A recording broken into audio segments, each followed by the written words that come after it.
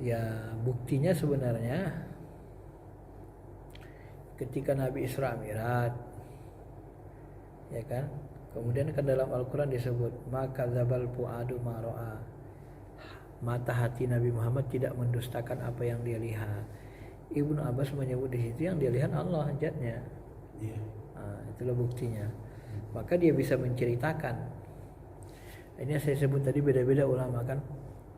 Kalau Tuan Syekh bilang ketika Isra Mi'raj dapat dari guru-gurunya, ketika beliau ketemu di atas, yang muncul wajah Abu Bakar, malah Abu Bakar yang kelihatan di atas sama beliau. Jadi kalau bahasa tingginya lah ya, yang dipahami, yang bisa dipahami di tingkat orang-orang tarekat nih, Allah tuh nggak ada bentuknya gitu. Ya, jadi dia hanya bertahwil dalam diri-diri orang yang kita kenal gitu. Tak ada bentuk dia.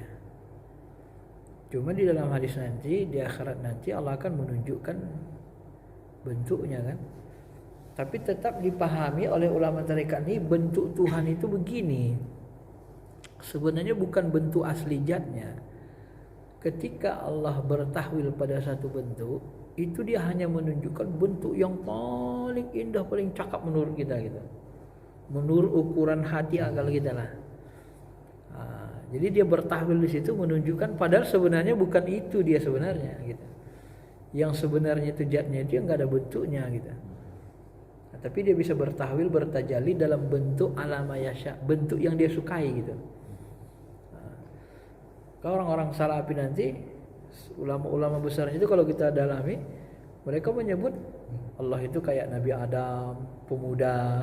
Kan ada dalam hadis, aku melihat Allah dalam bentuk pemuda yang sangat tampan, rambutnya keriting, kayak begitu kan orang tua ngurainya. Maka nanti orang yang Ahlussunnah itu, ini kan sudah berjisim tuan, dah sesat ini kan gitu. Tapi hadisnya ada yang seperti itu. Ibnu Taimiyah bilang sahih, sebagian ulama bilang lemah. Makanya Ibnu Taimiyah itu dituduh mujassimah di awal-awal itu, menjisimkan Tuhan, karena pakai hadis itu dia. Jadi kalau kita diskusikan sama Tuhan saya begitu, sebenarnya yang enggak berbentuk, yang ada bentuknya. Yang paling mendekati bentuk zatnya itu bentuk air. Maka seluruh kullu syai'in hayy, seluruh yang hidup itu dijadikan dari air. Jadi ruh Rabbani itu dia seperti air, cairan gitu. Kata Ibnu Abbas kan, nanti ruh kalian ditarik, dikeluarkan, ya dia seperti air yang mengalir. Makanya nanti keringat kita gini kan, seperti air yang dikeluarkan dari ceret. Hadis sahih ini kan gitu, air yang dikeluarkan dari ceret. Nah ruh kita itu, ruh Rabbani kita, ruh sebenar ruh kita tuh, itu berasal dari zatnya. Jadi ruh kita itu sifatnya gitu. Nah itu yang dikatakan ruh itu tidak diciptakan tapi ditiup. Dia bukan diciptakan. Cuman ada orang mengatakan ya ruh itu dari zatnya, berarti zat Allah itu seperti ruh gitu kan, ada yang begitu. Kita enggak usah sampai ke sana lah memahaminya. Hanya mendekat-dekati. Maka kita sebut tadi ya mendekati zat pengetahuannya atau mengenal zatnya yang tidak berbentuk. Kalau Syekh Al-Ghazali yang mursyid yang di Jabal Qubis, pernah saya diskusi lama sama beliau sampai mengatakan sebenarnya kalau dibahas-bahas sampai ke ujung, Allah itu nggak ada katanya. Jadi gimana kan? Ya yang ada diri kita katanya. Yang tak ada itulah dia. Yang tak ada itulah dia. Maksudnya yang kosong itulah dia, yang tak ada itu. Jadi Allah itu tidak, karena maksudnya tidak ada situ, karena nggak ada bentuknya Pak. Sekiranya Allah itu punya bentuk, pasti dilihatkan Nabi sama kita, sama sahabat, supaya gampang kita ngenalinya kan. Ya kan Pak kan? Pasti dilihatkan Nabi itu kan sama kita kalau ada bentuknya. Karena dia nggak berbentuk memang, dia maha kuasa kan, meliputi. Ya sesuatu yang meliputi segala-galanya kalau berbentuk jadi kecil lah dia. Cuma tadi itu dia bisa bertahwil gitu, menunjukkan zatnya itu di dalam sebuah bentuk yang dia sukai gitu. Maka dalam hadis Sahih Muslim nanti dia katakan ana rabbukum, akulah Tuhan kalian. Orang beriman kan kaget. Na'udzubillahi minka, kami berlindung kepada Allah dari mentuhankan engkau, katanya. Orang beriman ternyata enggak kenal sama Tuhannya kan, banyak yang enggak kenal sama Allah. Masuk surga. Na'udzubillahi minka, katanya. Kami berlindung kepada Allah dari mentuhankan engkau, katanya pula. Apa rupanya yang kalian tahu tentang Tuhan kalian, katanya. Muncullah suara yang boleh bersuarakan para nabi. Asak, betis. Betis itu kalau Al-Ghazali sebutan betis itu dia sebut itu untuk menunjukkan susah payah. Betis ini kan kita cari nafkah susah payah. Kalau bahasa Quran itu kan gitu, dalam Quran innaka kadihun ila rabbika kadham famulaki, sesungguhnya kamu di dunia ini bersusah payah, sabarlah kelak kalian akan menemui Tuhan kalian, kan gitu kan, kadham famulaki. Ya, artinya kita di dunia ini susah loh Pak, jaga sholat 5 waktu itu kan capek sebenarnya gitu kan, semuanya nggak usah sholat nambah kan gitu kan, susah kita Pak, harus dijaga. Kadang-kadang kita lagi ngajar anak-anak tiba-tiba aja, kadang kita yang ini lagi ngantuk suruh sholat lagi. Jadi waktu itu orang Muslim ini kan itu, kenalah kita itu nggak kelihatan, Tuhan orang kelihatan. Makanya dia percaya yang sama yang kelihatan. Iya. Jadi kalau orang Yahudi salah satu kelemahannya situ. Tak puas mereka, sampai kan mereka bilang sama Nabi Musa, lan nu'mina laka hatta narallaha jahra. Kami enggak akan percaya sama Musa sampai kami melihat Allah itu pakai mata kepala, katanya. Sampai gitu. Maka ketika Nabi Musa pergi munajat, mereka kan buat Tuhan, dibuat samiri, Tuhan mereka lembu. Coba lembu dibuat. Enggak sah rasa orang tuh Pak kalau Tuhan enggak bisa dilihat gitu kan. Itulah orang yang apa istilahnya materialistis kan, terhijab akalnya itu. Termasuk orang Nasrani begitu juga kan, kita hijab, dianggap orang tuh Nabi Isa itu jelmaan Tuhan, akhirnya disembah. Ibaratnya tempat tajalli Tuhan disembah, nggak boleh juga, karena bukan Tuhan aslinya itu gitu. Dianggap mereka Tuhan anak kan, bukan yang aslinya. Kalau dia sudah berbentuk udah makhluk gitu loh. Ya karena anggapan orang itu karena nggak ada bapaknya itu kan. Jadi dituhankan. Iya. Jadi anak Tuhan katanya. Iya. Makanya ketika pendeta masa Syekh Abdul kan ada itu pendeta. Kata Syekh Abdul gini, kenapa kalian mentuhankan Nabi Isa? Ya iyalah, ya seperti tadi kan, dia lahir gini bisa menghidupkan orang mati, dari Tuhan lahirnya. Jadi kalau aku bisa menghidupkan orang mati, kalian mau ngikutin aku? Oh iya, kata mereka. Baik, katanya. Mana kuburan yang sudah lama, katanya. Kuburan sudah lama.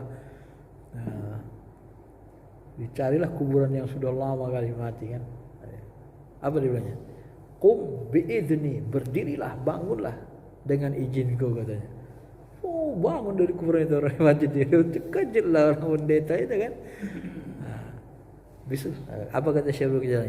Bayangkan saja, aku saja pengikut Nabi Muhammad, katanya. Belum Nabi kami kan, aku saja masih pengikutnya, sudah bisa ngidupin orang mati, katanya. Tapi kami enggak nyembah Nabi Muhammad, katanya.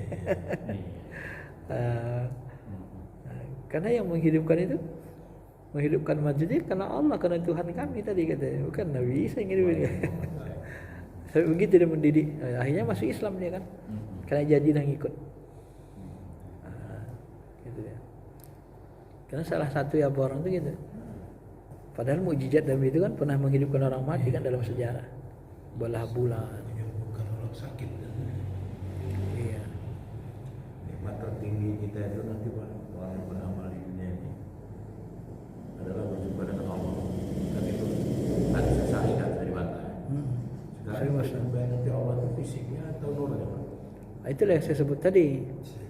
Jadi nanti di akhirat, di akhirat bukan dunia. Iya, di akhirat setiap kata Nabi SAW, semua umat menunggu Tuhannya masing-masing. Itu hadis Sahih Muslim. Jadi orang Nasrani nunggu Isa, ditampakkanlah Nabi Isa gitu kan. Mereka kejarlah, wah masuk ke neraka. Ada yang nyembah matahari, ditampakkan matahari, tapi kayak fata morgana itu. Dikejar mereka matahari, wah masuk ke neraka. Ada yang nyembah bulan gitu juga, nyembah api gitu juga. Sisalah orang beriman. Iya gitu juga. Nyembah lembu gitu juga. Sisa orang beriman. Nah, baru suara itu ngomong, siapa lagi yang kalian tunggu wahai orang beriman? Kami menunggu Tuhan kami, katanya.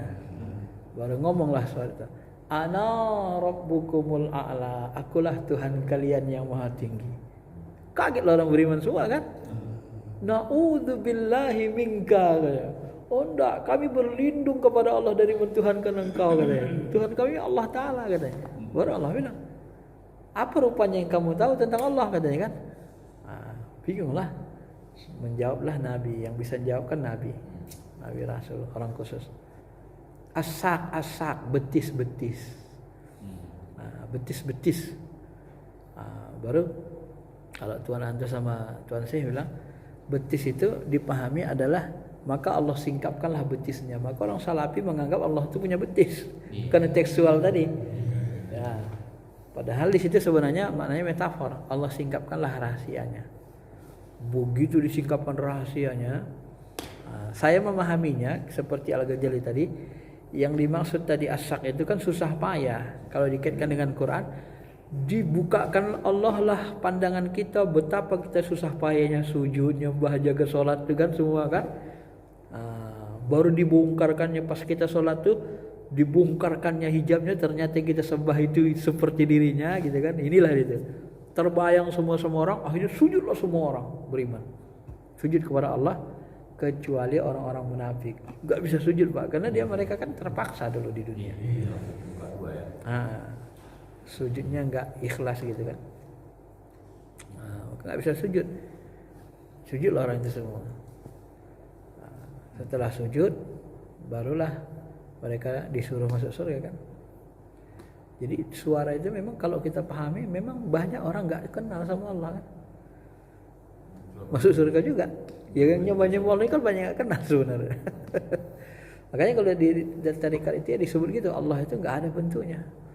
Paling yang mendekati nanti itu tadi seperti bentuk air, ruh Rabbani. Kok kasar kalau Tuan Anto bilang seperti Rabbani, seperti air dia gitu. Seperti air-air gitu. Bening seperti kaca.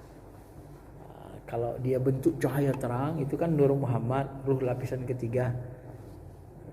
Kalau dia seperti air itu ruh Rabbani. Kalau beliau mengatakan perjalanan beliau ketika naik ke atas itu banyak sekali ruh Rabbani itu, ruh-ruh suci itu. Itulah yang kalau bahasa beliau ya, kalau misalnya yang bertindak itulah yang bertindak. Naikkan tsunami, ya itulah semua. Udah kalau udah marah gitu. Marah Allah Ta'ala itu kan, Rabbani itu yang narik. Wah gitu. Angkat laut itu. Rame-rame.